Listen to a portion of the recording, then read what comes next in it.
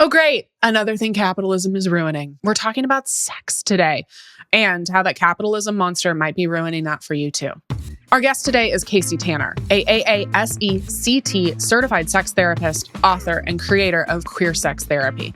I could not have put words to my queerness growing up, but I think I equated that queerness to that badness. Like the thing inside of me that was bad, that was my queerness.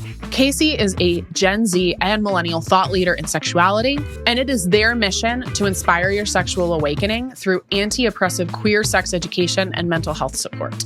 Coming out has set me on a path to becoming a person that I like more, a person that is a better member of community, a more thoughtful person, a more loving person. Only good things have come out of this. In this episode today, we get into all of it, including religious trauma and the ways that dogma upbringings can affect the way we embrace our sexuality and pleasure, especially if you grew up in purity culture. Me too, girl. We also discuss ways in which this directly translates to how we embrace conversations around money, rest, and capitalism. We don't flip a switch and become somebody totally different when we get naked with people. We bring all of that into the bedroom. We bring this obsession with productivity into the bedroom. We also dive into queerness, virginity, the double standard on women around their sexuality, and the idea about how we have sex might actually influence the way we live the entire rest of our lives too, and why this matters when it comes down to managing your money. Casey is so incredibly insightful, and I think you're going to get so much from this episode. Let's get into it.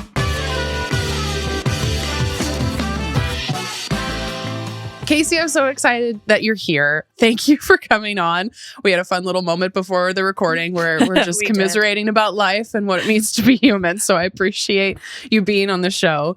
We like asking guests their first money memory. What is the first time that you remember thinking about money? Mm-hmm.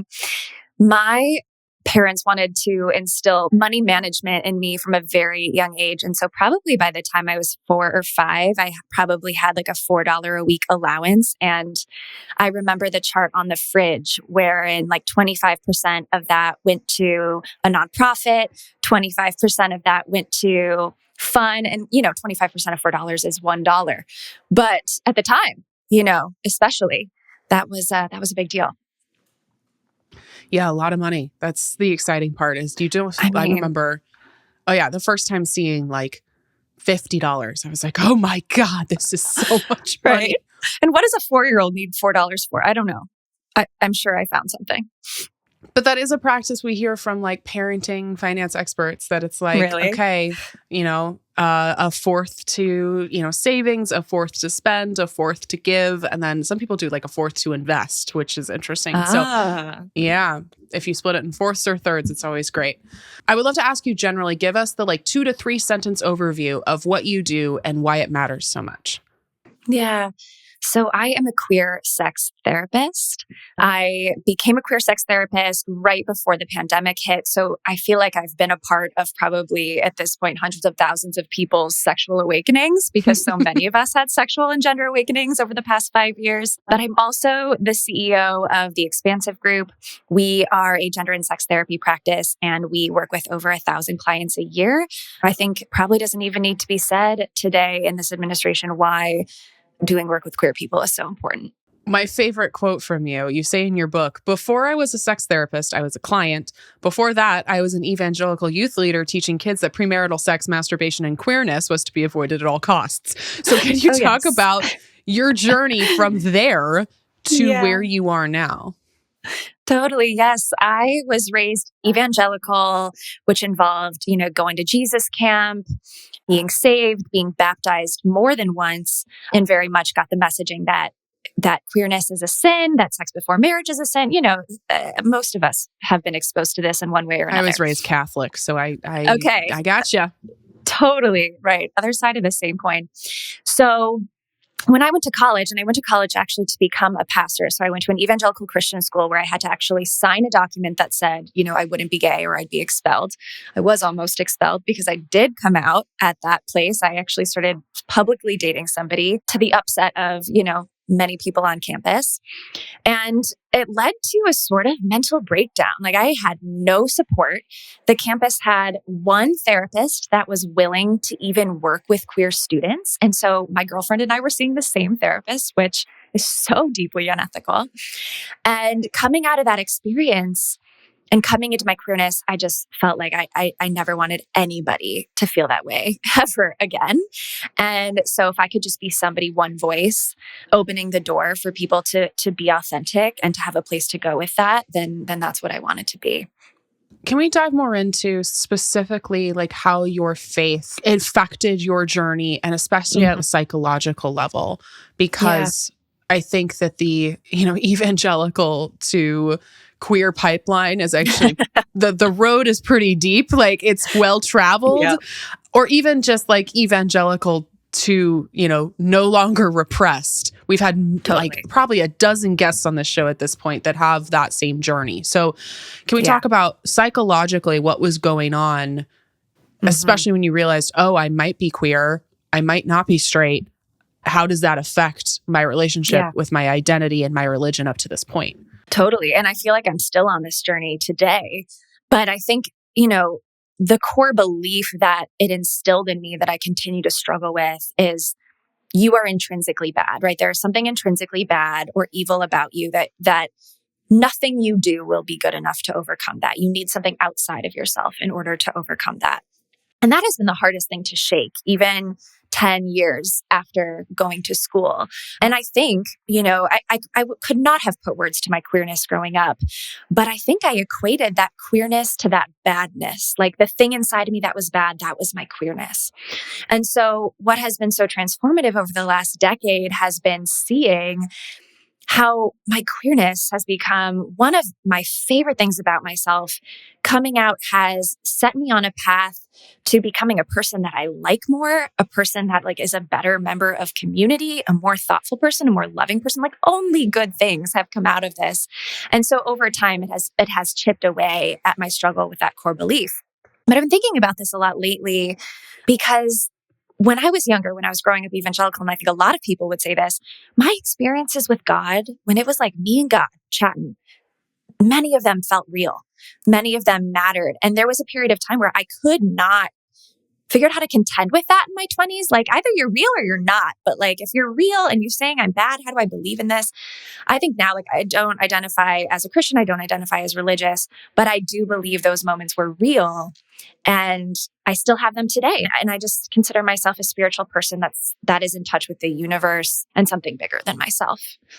Yeah, I feel like, again, with my personal experience too, I have very much changed my opinion on organized religion as someone who went to 18 years of Catholic school, went to church every single Sunday, sometimes multiple times a week. I think that there is almost two different relationships. There's the relationship you have with the church or the synagogue or the organized religion.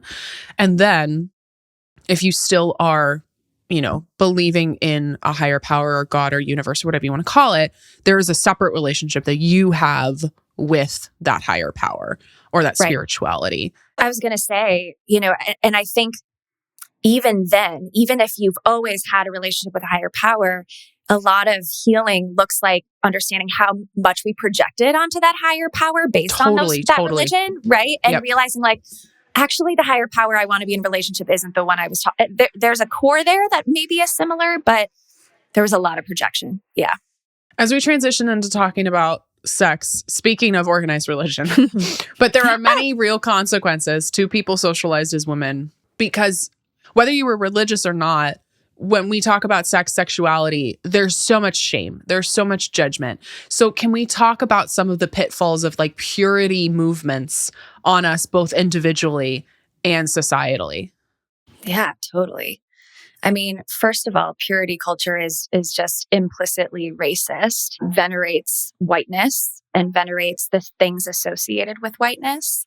From a ground level, it was created and perpetuated in order to create and sustain the idea of race. Beyond that, I mean, just the sense that it gave us that we are dirty, that we should be ashamed by listening to our bodies, by following our desires and our pleasure. I think it both desexualized us and overly sexualized us at the same times. And certainly depending on your identity, right? Potentially one more than the other. And so I think a lot of us came into adulthood being really adept at gaslighting ourselves around our desires. Maybe we notice a desire, but we're really good at talking ourselves out of it.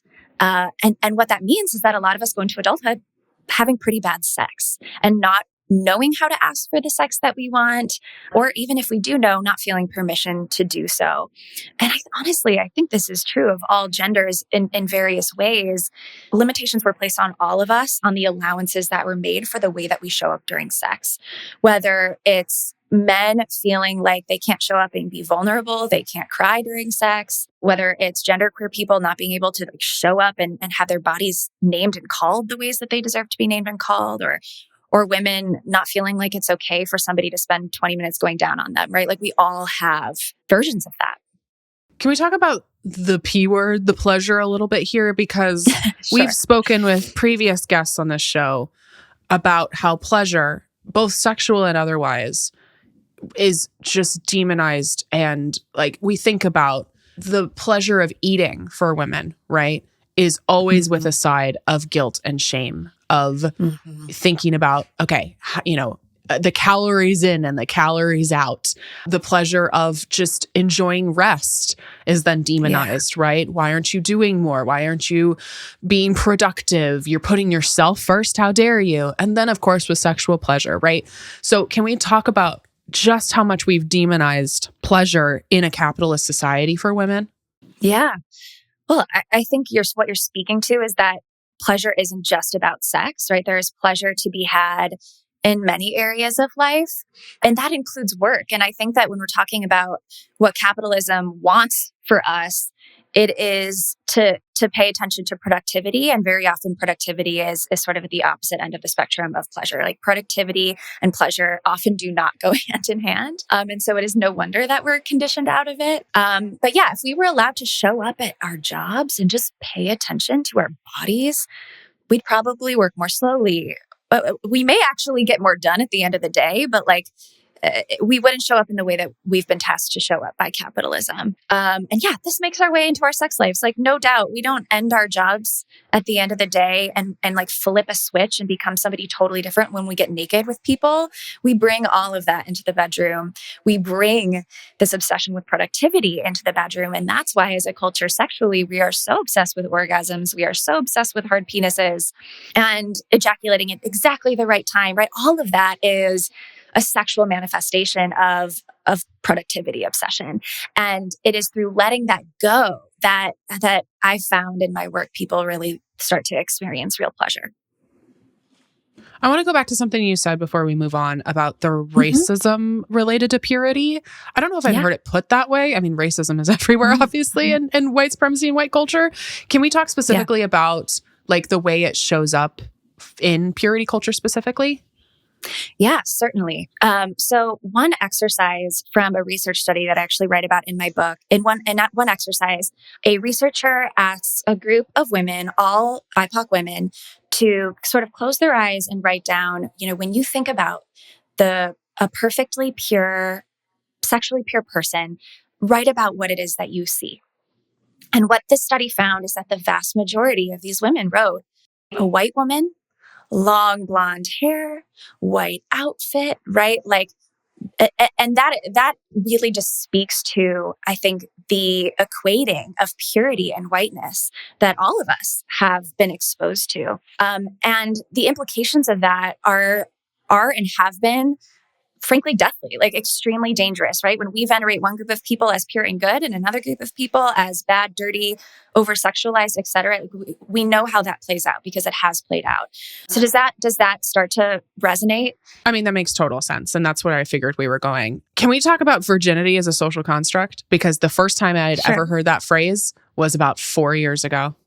And it blew my mind. And I think if listeners have not considered this, Casey's about to blow your mind too. So can we talk about that? Speaking of purity, like virginity is a social construct. Yeah, right. I mean, when it ever comes to any social construct, we have to ask the question of like, who created this and for whose benefit? And the construct of virginity, which is the idea that that people with vulvas are born with intact vulvas and that on their wedding nights, theoretically, that those vulvas are no longer intact. The hymen breaks. That person has lost their virginity. And of course, this is for the benefit of people with penises. This is also for the benefit of capitalism, right? If we can like track who people belong to, right, then we have more control over them. When in reality, this idea that like the loss of virginity happens at the breaking of the hymen is, first of all, insane, because the hymen can break from putting in a tampon. The hymen can break from being a runner, right? Like, it is not just a penis that can do that. So first of all, biologically, it doesn't even make sense. But then, of course, this idea that we're born with something that we lose via sex, if you really play it out, there's just no basis for it. We are born with our bodies intact. We die with our bodies intact. Like there is nothing that can happen to any of our tissue that makes us more or less broken. And yet it is sort of the main thing that we talk about in sex ed, growing up in the church. We become obsessed with it. It makes it very, very complicated for people who do choose to have sex before marriage and were raised in that way. Well, and I think the interesting thing too, the weight, of course, put on virginity is even, it's still dramatic to this day, right? In some countries, when considering, who the men are going to marry, a virgin bride, right, is still the pristine thing, right? And I'm putting pristine in massive air quotes here, right? And then again, someone who has had sex or has even had their hymen torn via something other than sex or other than a penis is then, dirty, right? Or is less worthy. Yeah, to your point, there's so much shame immediately with virginity and there's so much expectation. Oh my God, I remember the first time I had sex. There was so much expectation because it was so much pressure. Totally. And that pressure gets extended even into, we find virginity making its way into even other concepts like body count, right? This idea that the number of people we've slept with, that's just an extension of the concept of virginity. Right. Or even, typically men are very derogatory where, it's like, oh, is she tight or not? Right. Like that's one of those things too that gets discussed as like, again, the body count in a negative way, right? Stereotypically, men are aiming for a higher body count, but they want, they expect their female partners to have a minimal body count. So it's like, it's all of these things too. You're right with, virginity getting extended into body count expectation of what sex looks, feels, sounds like. I didn't connect the dots until I think I was watching a movie maybe a week or two ago where they used the term loose woman. And I'd always thought, oh, a loose woman was a woman who just like had a lot, kind of like a slutty woman. No, but that's actually, that phrasing was actually literally physically means loose to the vagina. Right. Yeah. And it just, my stomach dropped. I was like, there it is again. It's everywhere. It's everywhere. Well, when you were mentioning productivity in sex, which I think is so interesting, and again, I want to talk about it more, it seems like you're connecting how we have sex mirroring how we go through life. So do you think that's common in your clients? Like I know for me, I've had many conversations with my partner about how foreplay is what happens in our interactions the whole day. Like that's the foreplay of a conversation about sex. It has nothing to do with it has something to do with, the actual buildup when you're naked with somebody. But I'm like, no, foreplay isn't how you're treating me all day. Right. I like to say foreplay starts at the end of your last sexual experience, right? From there on out, everything is foreplay for your next sexual experience, if that's how you want to think about it. Yes, it is true. There are some exceptions, which I'll speak to in a second. But I do find that generally the way that people relate to themselves is going to be the way that they still relate to themselves when they're naked. And I do a lot of work with folks who have never had an orgasm before or who struggle to have an orgasm. And I see the metaphors sort of write themselves, right? Like people who maybe have a really hard time letting themselves express their emotions might also have a hard time allowing themselves fully let go and orgasm. People who have a hard time taking up space in a conversation are likely going to also have a hard time letting a partner focus on and enjoy their bodies and just be in that moment with their pleasure. What I will say is that on occasion, and this is not rare, there are people who show up in sex almost the opposite way that they show up in life because, and I think this is traditionally, I've seen this more true of men because men often are socialized to think that like sex is an okay way to express desire. Sex is an okay thing to want. Emotions are not an okay thing to have, but sex is. So with men, I might actually see folks that do struggle to take up emotional space, not struggle as much to express their sexual desires. And that's really unfortunate in every direction, right? Like ideally, we all feel permission in all of the ways. You can see the purity culture and gender dynamics, racial dynamics, sexual dynamics, all of those make their way in. Well, there's this quote in your book, while sex is not typically at the root of our distress, many of our anxieties dance on the stage of sexuality, which is such an incredible way to put that. Can you dive into that more for us? Yeah, absolutely. So I'll talk about folks who are in a relationship for a second. So often what will happen is a relationship will come to me for couples therapy, and they come to me because I'm a sex therapist. And so they think that we're going to just work on sex. And what they discover is that actually most of our time together is not spent talking about sex. It's spent talking about all of the dynamics between them that are playing themselves out in that couple's sex lives, right? So more often than not, there's no issue going on with anyone's body. The issue is what's happening when clothes are on. And often the issue isn't even what's happening when clothes are on with one another. The issue is like trauma from 25 years ago that person has never gotten to fully process. So our childhood traumas, whether or not we've processed them, I think that they do make their way into the way that we have sex because sex is an attachment behavior. So if you're an anxiously attached person, that's going to show up in sex, right? If you have an attachment trauma, that's probably going to make its way into sex, which means that sex is really complicated, and that sex can be a really, really beautiful place to do healing because when you heal around sex, you are healing other parts of yourself too. Okay, so we're talking about like thinking about productivity or even like the ways capitalism seeps into our actual sex. But I think there are some times too when people can either feel like more sexual or less sexual, depending on like what's going on in their lives, of course, or like what their days look like. So can we talk a little bit about how our relationship with sex changes depending on the seasons in our life or like what's going on emotionally for us? Yes, absolutely. So depending on the way your personal desire shows up, and this is true for everyone, like we all exist on a spectrum of spontaneous desire to responsive desire, meaning that some of us tend to be able to get more easily turned on like out of nowhere. You're like, I don't know, I just saw a tree, I'm hard. Like, okay, great, good, cool for you. A lot of people are like that. And then there are a lot of people that are on the more responsive end of the spectrum who are like, you know what? I need a pretty specific situation to get me there. I need to have not had a super stressful day at work. I need the house to be cleaned. I need us to not be in conflict with one another. I need to be feeling good in my body. I need to have not just eaten dinner, right? And we're all on that spectrum. And certain seasons of life might push us more towards the responsive end of the spectrum. If you're in a particularly stressful season, for a lot of people, that's also going to be a season when you're not potentially like super desirous. Now, for other people, stress can actually lead to more sex. So again, it's super individualized. But one thing that I think is really important to hit home is that a lot of times, just because sexual desire is present, it doesn't mean that you have to act on it. And I know that sounds really obvious, but I'm going to break it down in a way that I think is less obvious.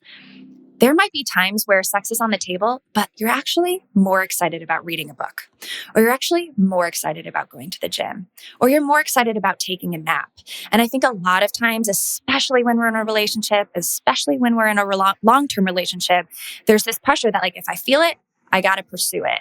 And sex takes energy. I mean, once you get into your 30s and 40s, especially and beyond, it's like when you make a choice to have sex, like you are making a choice to expend energy to work your body in a particular way. And we're not always in the mood for that. So I just also want to say it's okay to choose to spend your energy on other things, even if you are desiring sex.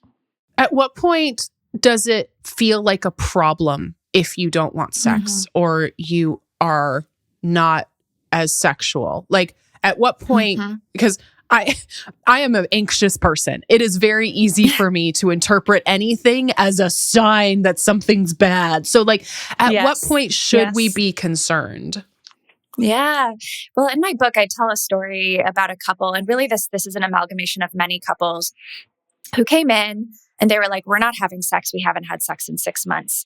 And I'm asking them a lot of questions and getting to know their relationship. And they're like, we're great. We're in love. Like our lives generally look the way that we want, but we're not having the amount of sex that we want to have. And I looked at them and I was like, let me ask you something. If there was no outside pressure for your relationship to be sexual, do you think it would change the way that you're experiencing this like quote unquote problem?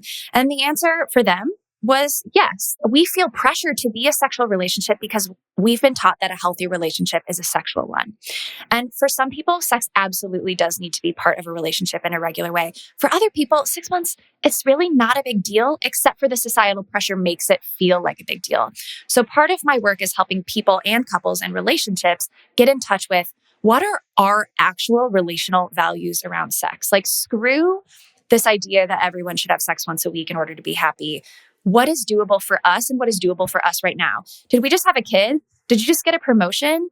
Are you taking care of a sick parent? Okay, our value of taking care of that kid, that parent may supersede our value of having regular sex right now. And that's a healthy choice for us. So I don't think it's ever a capital P problem when there is no sex. But what I work with is the distress that people feel when there's not sex and helping them figure out like, okay, are we actually still in line with our values? Is this us responding to societal pressure? Or in a lot of cases, they say, we do want to work together to figure out how to have more sex. And then we start that journey, but we do it from a place of, this is what you want for your erotic team. This is not something we're doing because of a should. When we talk about sex generally, it's very similar to money, right? It's extremely taboo. It is not really discussed. It is something that, inherently, unfortunately, comes with a shit ton of shame. So do you see a relationship between how people feel about money and how they feel about sex? No, it's interesting. I think it actually may even be more difficult for people to talk about money than sex. It is statistically, actually. It is the hardest thing to talk about. I think it's the hardest thing to talk about. That is a good question. I bet you that depends really heavily on folks' like cultural locations. Like, I think, family stories. And totally. I think that's going to be really dependent on cultural narratives, family narratives. I work with a lot of white clients, and I think that there's a lot of encouragement to not talk about it because not talking about it is a protection of power around it. Yeah, I mean, I think the taboo is definitely there, both at a societal level and also at an individual level. I think, again, like I was saying, the shame is definitely there. And I think, anytime a topic is taboo and is, not discussed, if someone has the audacity to discuss it, they become the odd one out, or they kind of become and so that can be really hard, especially if you're trying to have sex with other people. If you're trying to manage money with other people, if you're trying to have sex with other people, right? Then you have to, if you're the one who's going to talk about it, but the other person won't, or the other people won't, then it becomes really, really difficult. Now that you say that, I will say one place where I really see the parallel is when I see the way that like Gen Z is learning and figuring out and frankly teaching the rest of us how to talk more openly about some of these things. And I think frankly, the disabled community really leads the way here because they have a lot of language around advocating for their needs and being able to like say when an accommodation is necessary. And I think that we are hopefully, fingers crossed, starting to see that bleed into the way that we're talking about both sex and money. People feeling the freedom to be like, hey, I actually can't go to the restaurant you suggested. I'm on a budget. Could we as a group of friends make a different choice that accommodates me? Or in sex, right? Like actually this position like does aggravate my chronic back pain. And I know it feels great for you. Can we figure out like a way to add a cushion so that I don't have to be in pain all day tomorrow? So I think this is, I think there's a parallel around, freedom to be asking for accommodations across the board. Yeah, I think that's so true. It's a great point. So you mentioned in your book during a chapter about gender roles, how when you entered your first relationship in which you made more money than your partner, you didn't feel empowered, you felt scared. So gender miseducation, as you put it, can condition us to believe that like falsehoods left and right, or believe in falsehoods left and right, that we need to be taken care of. We need to embody this person that is not empowered, but to be like, how do you navigate this relationship when you are making more money than your partner? Yeah. And how can we like unlearn those roles? Totally. I'm so grateful for that relationship and that dynamic that scared the shit out of me and then led to me having a much more empowered relationship with money. My partner was in grad school when we were together. And so, it didn't take much. But yeah, there was a big chunk of time where I was supporting both of us. And initially I felt terrified. I'm like, nobody raised me to think I could do this by myself. Nobody raised me to think I could do this without a husband or even a single person, let alone as a partner taking care of a partner. And then I watched myself take care of us for over a year in that way. And my fear shifted into curiosity. I brought a lot of this to therapy. I brought a lot of this into my friendships, and my friend group has gotten better at talking about money, I think. Or maybe they were really good at it and they've started helping me be better at it. But yeah, I think slowly it took watching myself walk the walk of it to believe that it was possible. And to this day, like I frankly don't have a lot of women my age in my life who are financially supporting their partners. I know there are many, many, many out there. Just so happens that in my circle, that's not the case. I'm no longer in that situation. But I imagine if it was, like I would still feel a little lonely in it, and I would be craving community and craving the normalization of it for sure. Well, and diving in deeper, how do we degender sex? Yeah. Ooh, yeah. Well, I think the thing is that sex isn't actually gendered, right? Like we have gendered it. So it has a lot to do with unlearning everything that we learned in 5th grade when they were like, girls, you go to this room. Boys, you go to this room. There are different things you need to know, like all of that, right? Because actually, like guys do need to know about periods. Women do need to know about condoms. And also, I would argue like, you have to be in both rooms. It would have been more useful for me. It would have been more useful for me actually to be in the other room. Like that would have been more useful for me. Totally. So I think it starts with maybe putting pen to paper or getting with a therapist, getting with a friend and asking the question, how is it that you as an individual or you and your relationship gender sex? What are the unwritten gendered rules of sex for you? Is it about what role somebody plays in a particular sex position? That is often gendered. Is it about what noises you're allowed to make? That is often gendered. What you're allowed to wear or not wear? Who's responsible for the contraception, right? Like all of these things are rules that all of us were taught very explicitly and then hammered home implicitly, but may just feel like Bible at this point. And so it does sort of take writing them down to really hear yourself say things that you're like, wait, actually, why does it make sense that like the woman or the person who could get pregnant is responsible for contraception? What? Like, where did that come from? Not very hard to answer that question. So yes, start with the ways that you're gendering it. Go from there. Well, and I think even what you were talking about before of like, is anybody allowed to cry? And I love the sounds too. Like, who's allowed to make sounds? What kind of sounds are you making? Right. Yeah, like who's if your crying? male partner makes a high-pitched noise, like, does that suddenly turn you off? Why? Right. Right. It's interesting to think about. So when we're talking about sex, I have to ask you some of the biggest sex questions. So how do you have good sex with a new partner? Gosh, you ask a lot of questions. You listen, you talk a lot about sex, ideally before the clothes come off. You look at that person and you realize that they have a wealth of knowledge about what their body needs and you don't have to guess. So stop guessing, start asking and start telling. Like, don't wait for them to ask you. You can also just tell them. How do you have good sex with yourself? I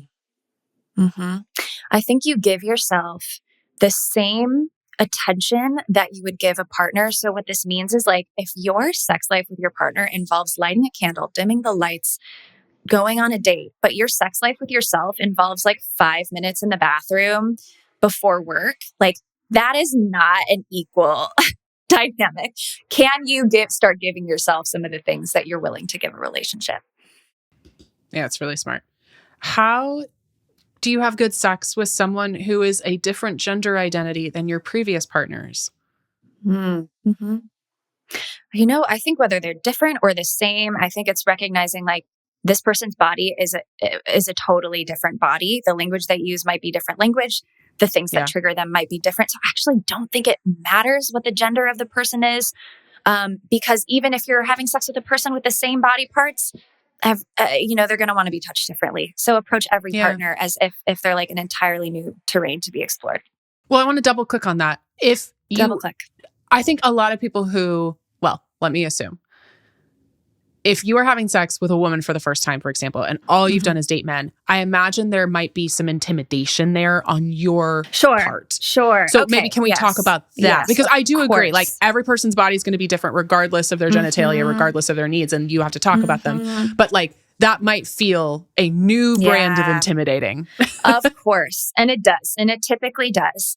I would say if you are encountering body parts that you have not encountered before, that this is an especially important time to have those conversations around how that person likes to be touched. And today we are so lucky at the resources that are available for us. So for example, if you're somebody that like has never interacted with a vulva sexually, except for maybe your own, there are places like omgs.com. I just did an entire course on Flow's app where they literally have an image of a vulva on the screen and you can use your finger and practice different techniques to touch a vulva. These things are out there. So you can practice before you get in the room. God, technology. I know. What a treat. Okay. How do you have good sex with a long-term partner and maybe you're at the roommate phase?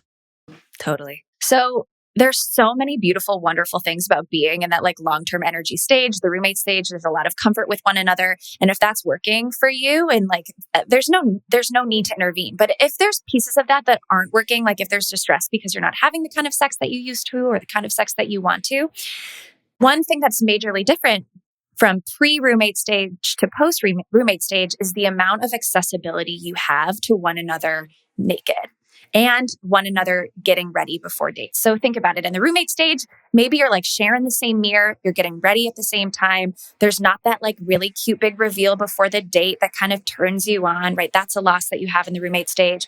From a nudity perspective, maybe there's a lot of comfort now just like walking around the house naked or walking around the house in a way that you never would have in the early stages. Again, so many beautiful things about that. Nothing to be ashamed of about that. But I have at times tasked people in this situation with like, what if we tried for 1 month? You don't see each other naked unless you're initiating sex with each other. What happens to you when like your partner's body starts to like feel really exciting and rare again? Or what would it be like to, get ready in different bathrooms, or if you share a bathroom, get ready at different times and bring back that kind of big reveal. So I think it's taking away some of those comfortable things to bring back some of the tension that really pulls desire out. Yeah. Yeah. And then how do you have good sex with someone with a different sex drive than you? Mm-hmm. I think you start out with noticing any judgment you have about that other person's sex drive, because people with low desire, over time, there can tend to be resentment build that their partner always wants to have sex with them, is always wanting something, right? That can turn into a judgment. They want too much.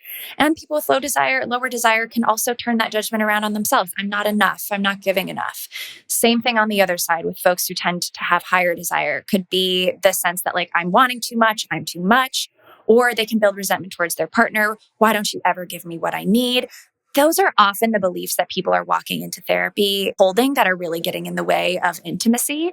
And so I start out with being like, okay, think about a food that you both enjoy, but enjoy in different amounts. Maybe one of you is obsessed with cheeseburgers. You could have a cheeseburger every night and you would be super happy. The other one is like, I love cheeseburgers, but like twice a month is great for me. You wouldn't sit there and judge each other and say like, well, why don't you like cheeseburgers as much as me? Right? This is not something that needs to be judgment laden, although it becomes that way because we are so afraid of being the one who is wrong. We want our partner to be the one that's wrong. So take that away. And then I think get to know your partner's desire style. If they are somebody with more responsive desire and the context really matters, then you want to get really curious about what are the contexts that turn you on? What are the contexts that turn you off? And then together you work on building more moments when the contexts are going to be right for desire. Totally. I think that makes a ton of sense.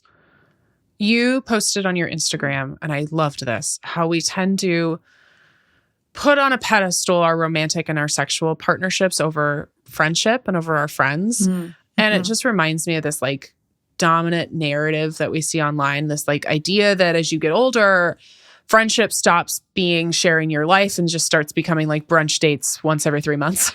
It's just like talking about your life instead of actually like living your life together.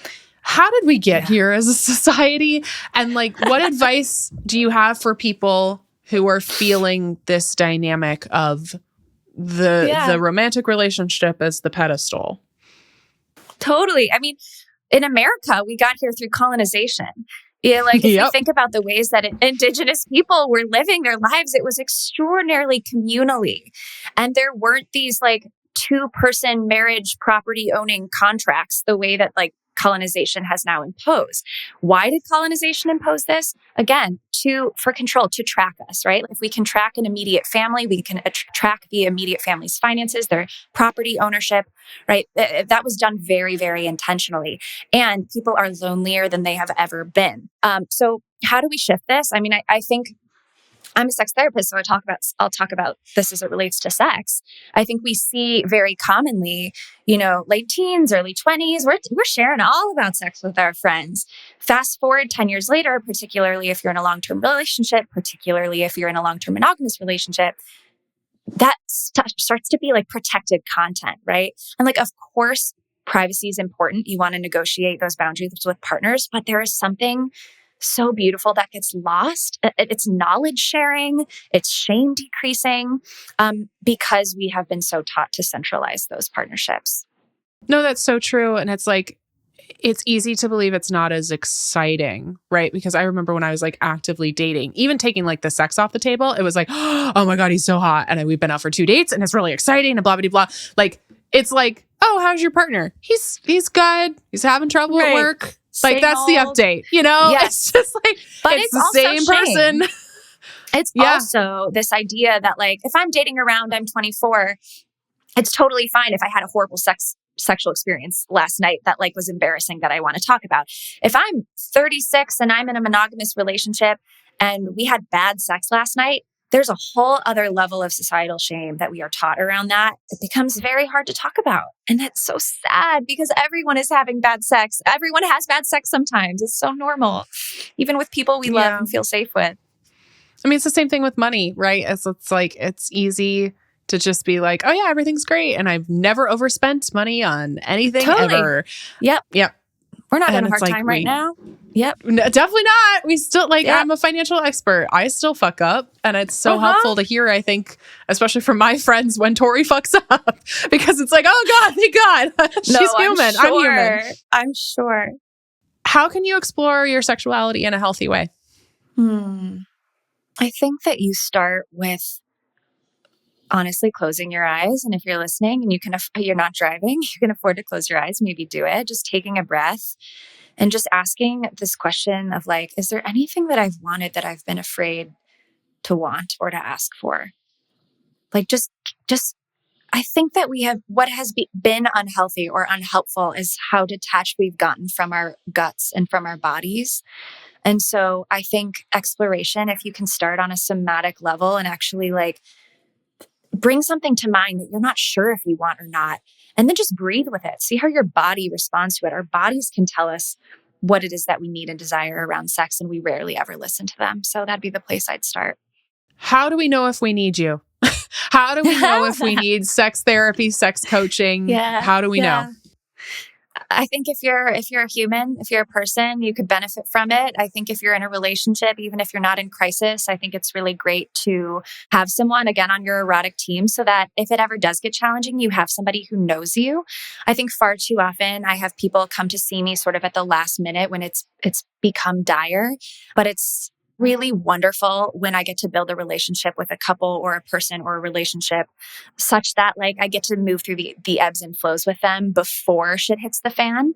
So I would mainly just say like, if you can afford to do it, if it's accessible to you, don't wait.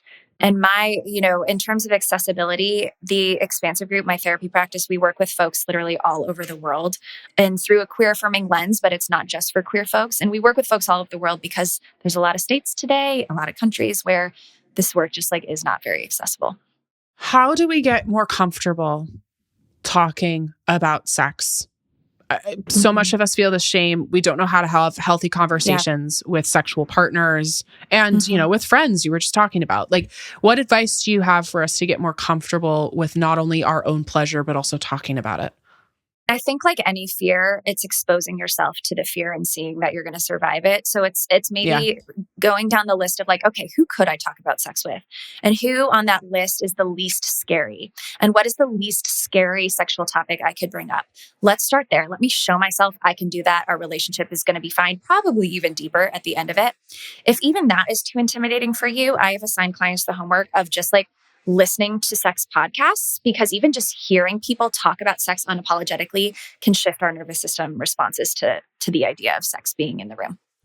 No, that's so smart. I mean, it's what I like to think this podcast does for money. So absolutely. It's very similar for sex. Thank you so much for your work. Thank you for your honesty and your expertise. Plug away, my friend. Where can people find out more about you? Yes, already mentioned the expansive group. You can follow me at Queer Sex Therapy. You can follow the expansive group as well, both on TikTok and on Instagram. And I think those are the main spots. Thank you so much for being here. Of course. Thank you for having me.